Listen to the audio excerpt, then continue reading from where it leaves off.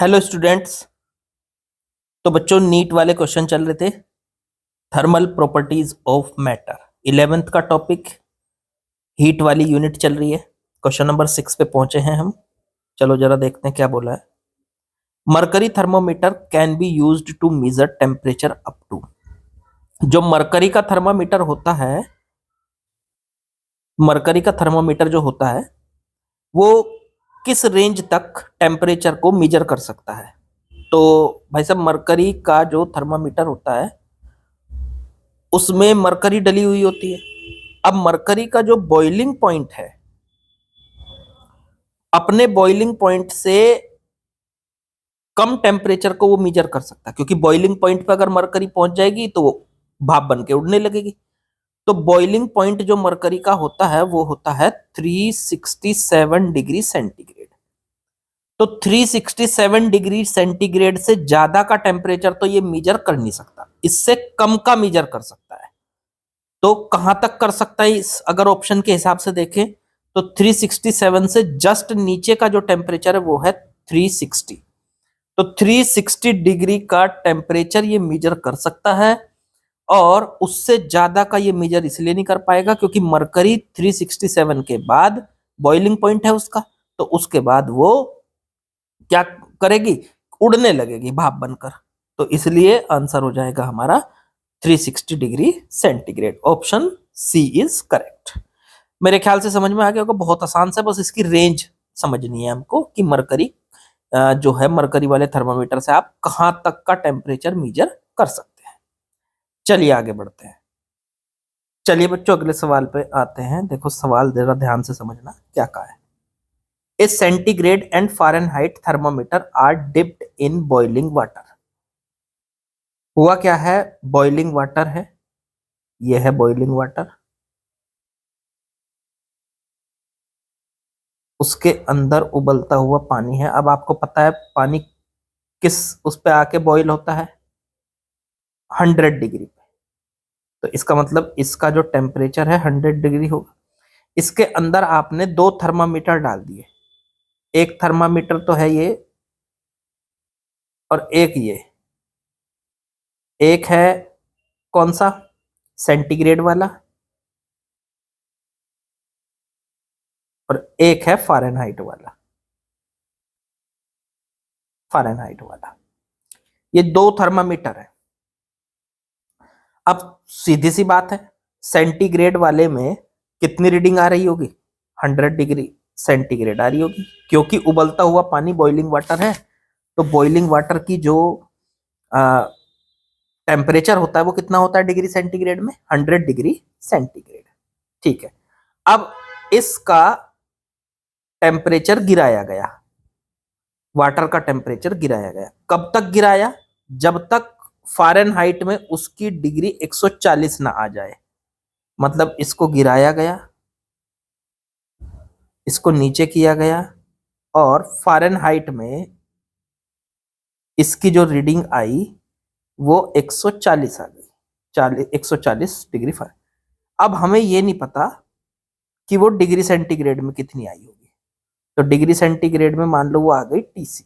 जरा ध्यान से समझना, पहले डिग्री सेंटीग्रेड में 100 थी, ठीक है, तो फ़ारेनहाइट में कितनी रही होगी, 100 डिग्री सेंटीग्रेड पे फ़ारेनहाइट की जो होती है वो कितनी होती है, 212 होती है। तो ये समझो, जब डिग्री सेंटीग्रेड में तो 100 थी, तो फ़ारेनहाइट में 212 थी। ये हमें पता होना चाहिए पहले से ही कि बॉइलिंग जो पॉइंट होता है वो डिग्री में देखोगे तो 100 डिग्री सेंटीग्रेड होता है, और फ़ारेनहाइट में उसको चेक करोगे तो 212 डिग्री फ़ारेनहाइट होता है। ठीक है, तो अब पहले तो रीडिंग दोनों की, एक की 100 थी और दूसरे की 212 थी, क्योंकि बॉइलिंग वाटर था। अब वाटर का टेम्परेचर गिरा दिया, ठीक है, फ़ारेनहाइट में अब उसकी रीडिंग आ गई 140। तो डिग्री सेंटीग्रेड में कितनी आई होगी पहले से कैलकुलेट करो, और फिर ये पता लगाएंगे कि इन्होंने पूछा है कि सेंटीग्रेड के थर्मामीटर में कितनी उसकी जो टेम्परेचर है वो कितना गिरा, कितना टेम्परेचर फॉल हुआ। चलो वो भी पता लगा लेंगे। तो चलो यहां से शुरुआत करते हैं। एक काम करो, डिग्री सेंटीग्रेड और फ़ारेनहाइट में दोनों में आपस में क्या रिलेशन होता था, तो उसके लिए रिलेशन होता था TC बटे में 100, मतलब डिग्री सेंटीग्रेड का टेम्परेचर या डिग्री सेंटीग्रेड स्केल की रीडिंग बटे में 100, और TF -32 और बटे में 180, ये होता है इनका आपस में रिलेशन। जब TF की वैल्यू यहाँ पे हमने 140 रख दी तो TC में वही वैल्यू कितनी होगी, तो इसको इससे काटो, TC बटे में 10 इक्वल्स टू TF की जगह 140 -32 बटे में 18, ये यहां से बचती है आपकी 102 बटे में 18 और 108, सॉरी 108 आ गया है ना, हाँ यही है। अब इससे से काटा तो 6 आया, TC बटे 10, TC की वैल्यू आ गई 10 × 6 60 डिग्री सेंटीग्रेड। इसका मतलब जब फ़ारेनहाइट में 140 दिखाएगा रीडिंग, तो उस टाइम पे सेंटीग्रेड में रीडिंग कितनी दिखाएगा, 60 डिग्री। अब इसने पूछा था what is the fall in temperature as registered by the centigrade thermometer. Centigrade thermometer में टेम्परेचर का कितना गिरावट हुई, कितना फॉल हुआ, तो फॉल इन टेम्परेचर, टेम्परेचर कितना फॉल हुआ, तो देखो पहले थर्मामीटर में कितनी रीडिंग थी 100, और अब कितनी रीडिंग आई है थर्मामीटर में 60, तो 100 - 60 कर दो, ये हुई उसके अंदर की गिरावट, वो आ गया 40 डिग्री सेंटीग्रेड। तो आंसर बैठ गया हमारा C इज करेक्ट। ठीक है, बहुत आसान सा सवाल। चलो आगे बढ़ते हैं, चलिए आगे बढ़ते हैं, अगले सवाल पे पहुंचे। Question number 8, the quantities of heat required to raise the temperature of two solid copper sphere of radii R1 and R2. R1 equals to 1.5 R2 through 1 Kelvin are in the ratio। देखो भाई, दो आपके पास solid sphere है, ठीक है, दोनों copper के हैं, ठीक है, तो ये भी कॉपर का है और ये भी कॉपर का है। अब एक काम करो, दोनों की रेडियस देखो कितनी कितनी दे रखी है, तो एक की R1 है और दूसरे की उससे 1.5 टाइम्स ज्यादा है, तो एक की लिख दो R, तो दूसरे की हो जाएगी 1.5 R। ठीक है, अब इसका टेम्परेचर 1 केल्विन बढ़ाना है, इसका भी टेम्परेचर 1 केल्विन बढ़ाना है, तो दोनों को कितनी हीट की जरूरत है उसका रेशो निकालो। तो पहली वाली को हीट दी हमने मान लो Q1 और दूसरे वाले को हीट दी मान लो Q2। ठीक है, तो जब भी हम किसी को हीट देते हैं उसका टेम्परेचर बढ़ता है, तो फॉर्मूला क्या होता है उसके लिए, तो Q बराबर होता है MS डेल्टा T। तो पहली वाली के लिए अगर हीट निकालें तो उसका मास क्या होता है, वॉल्यूम इनटू डेंसिटी। फॉर्मूला लगा दो यहाँ पे, वॉल्यूम इनटू डेंसिटी। अब इसका वॉल्यूम क्या है, पहले वाले कॉपर का, उसका कॉपर के स्फीयर का, तो 4/3 पाई R क्यूब, ये इसका वॉल्यूम हो गया, इनटू डेंसिटी हो गया इसकी मान लीजिए रो, इनटू S, कॉपर का S मान लिया हमने, S मान लिया उसको, और डेल्टा T की वैल्यू 1 केल्विन। इसने कहा ना कि कितना टेम्परेचर बढ़ना चाहिए, 1 केल्विन, तो 1 केल्विन हो गया। ऐसे ही दूसरे वाले को जब आप हीट देंगे तो दूसरे वाले को 4/3 पाई R की जगह 1.5 R का क्यूब, इनटू में रो इसकी डेंसिटी, इनटू में S हो गई उसकी स्पेसिफिक हीट। अब दोनों कॉपर के हैं तो इस S की वैल्यू तो दोनों की सेम ही रहेगी, इनटू डेल्टा टी हो गया 1 केल्विन। अब यहां से आपको एक काम करना है, दोनों को आपस में डिवाइड कर दो, दोनों को डिवाइड करके रेशो निकालना है, तो Q1 बटे Q2, 4/3 पाई कट गया, R क्यूब से R क्यूब कट गया, रो से रो, S से S, 1 केल्विन से 1 केल्विन, तो ऊपर बचता है 1, नीचे बचता है 1.5, ठीक है, उसका क्यूब। इसे एक काम कर सकते हैं, हम इसे लिख सकते हैं 1/1.5 का होल क्यूब, पॉइंट हटाओ, ऊपर 10, 5 से काट लो, 5 × 2 10, और बटे 5 से 15 को डिवाइड किया तो 3, और उसका क्यूब। अब 2 का क्यूब हो जाएगा 8 और 3 का क्यूब हो जाएगा 27। तो आंसर हो गया 8/27। लेकिन इन्होंने पूछा क्या था, sphere radii r1 through quantities of heat required to raise the temperature of two solid copper spheres of radii r1 and r2। r1 r2 से अच्छा तो उल्टा पूछा था इन्होंने, तो कोई बात नहीं, Q2/Q1 निकाल दो यहां से, तो 27/8 आ गया। ठीक है, तो आंसर हो गया option number D is correct. बड़ा इजी सा सवाल था ये भी। चलो जी आगे बढ़ते हैं। चलिए अगले सवाल में आते हैं बच्चों। क्या बोला है, question number 9। A piece of ice falls from a height h। एक आइस का टुकड़ा है, उसको h हाइट से गिराया जाता है। ओके, नीचे ग्राउंड है, h हाइट से उसको गिराया गया। ठीक है, so that it melts completely.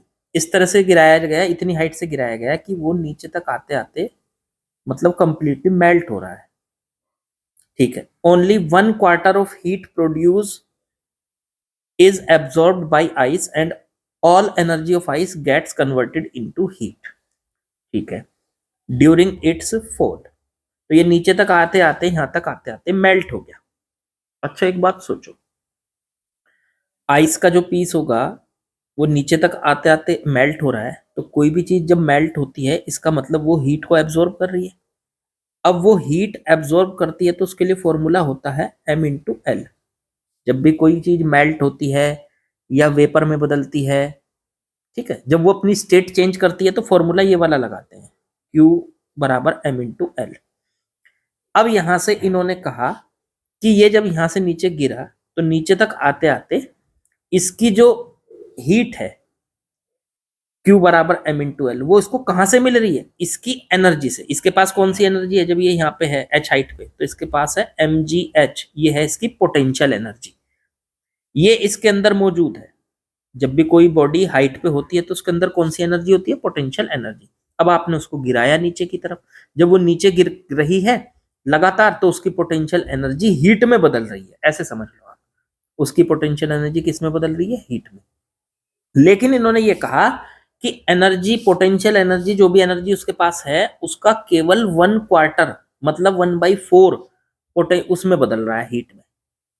तो इसका मतलब तो हम ये कह सकते हैं कि पोटेंशियल एनर्जी का 1/4 किया तो वो सब कुछ उसका हीट में बदल गया, हीट में बदल गया।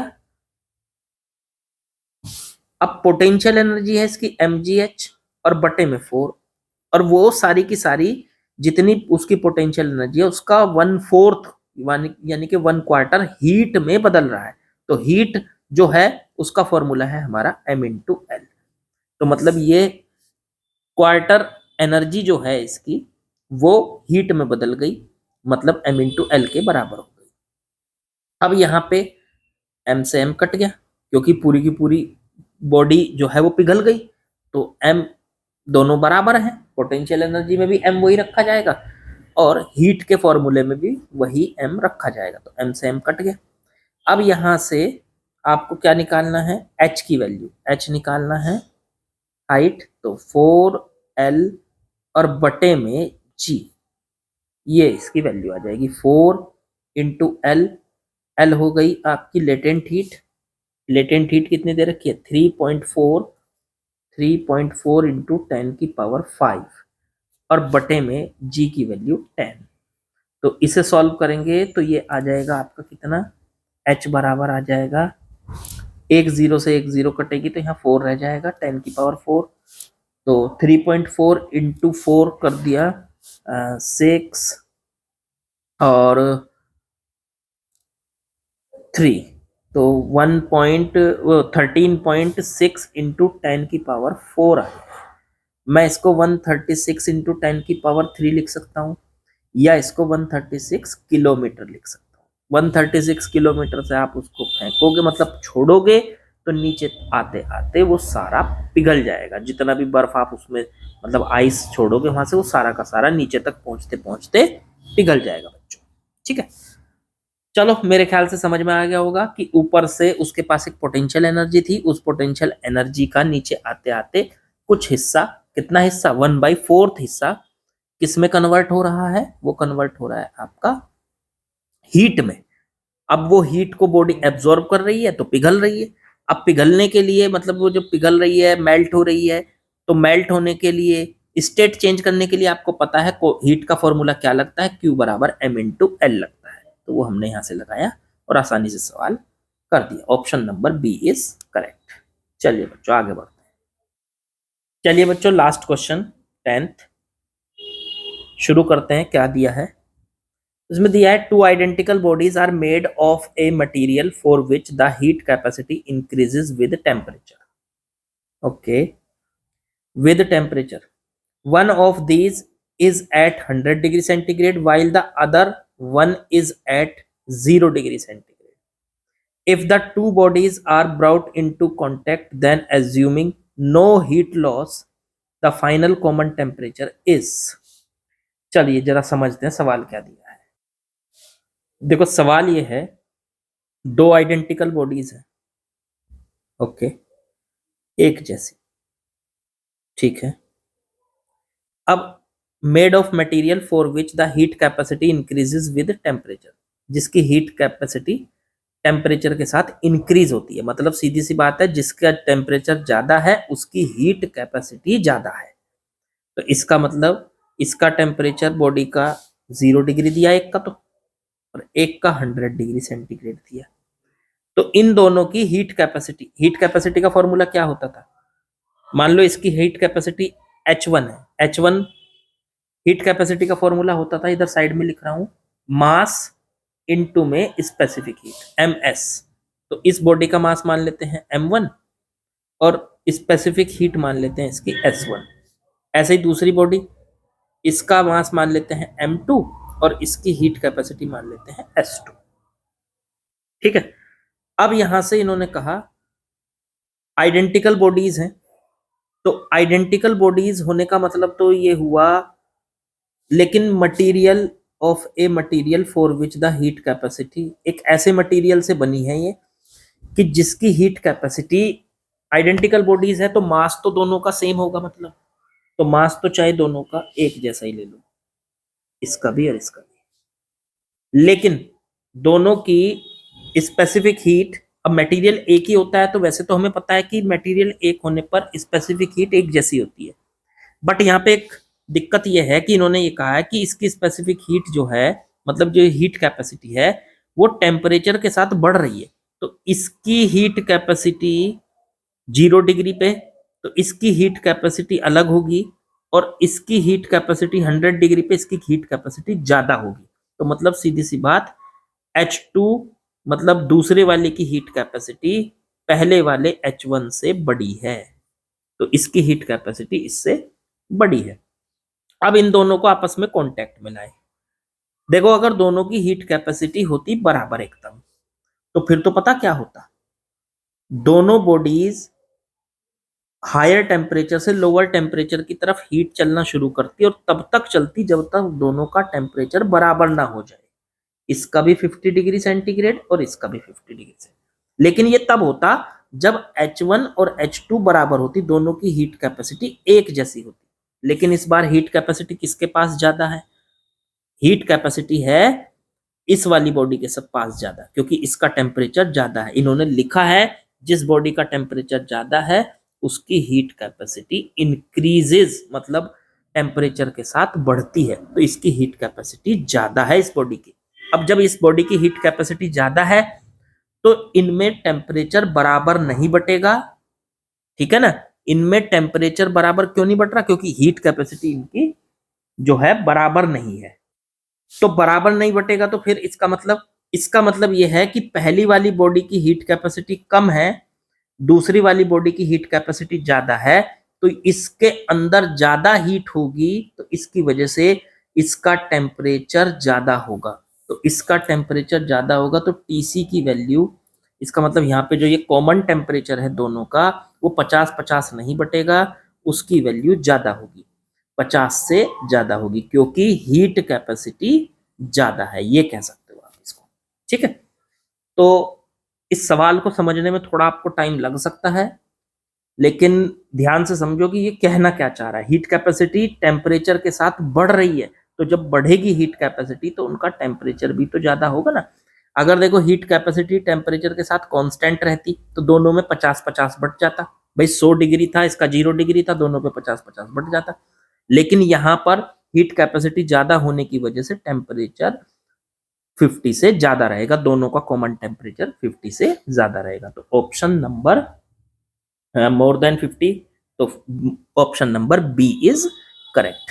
ये हमारा आंसर हो गया। ठीक है, तो आई होप सारी बात आपको समझ में आई होगी। आसान सवाल थे, तो करते रहिए, पढ़ाई करते रहिए, मुस्कुराते रहिए। ठीक है, मुस्कुराते हुए पढ़ाई करनी है, टेंशन कुछ नहीं लेनी है। और लाइक शेयर सब्सक्राइब कीजिए, बाकी कल मिलते हैं।